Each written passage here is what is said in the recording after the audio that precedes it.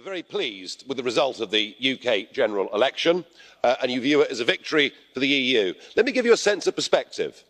In the 2015 general election, just 13% of voters voted for parties, namely UKIP, which was the only one that wanted to leave the European Union. Last Thursday, over 85% of British voters voted for parties on a manifesto not just of leaving the European Union, but of leaving the single market as well. In fact, on the morning of the general election, 70% of the British public, whichever way they'd voted in the referendum, simply wanted the government to get on and to complete and to conclude Brexit. Now, I know that Theresa's terrible campaign has cast a bit of doubt on this. And I saw that Emmanuel Macron yesterday, a call echoed by Mr Verhofstadt this morning, said there's still time for the United Kingdom to change its mind. You don't have to leave. Let me tell you, the only certainty in this mess is that we will be leaving.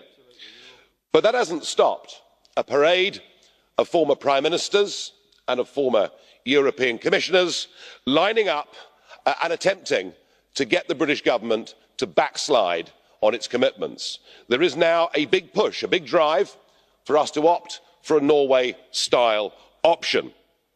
And I have to confess that your chief negotiator, Mr Barnier, is right, because it took Theresa May 9 months to trigger Article 50, and by the time the talks start, it will be nearly 4 months since it was triggered. So I do accept that we go into this as a British government with a British Prime Minister in a very weak position. And she's caught in a bit of a pincer movement, because the political class would like us to stay in the customs union, to stay in the single market.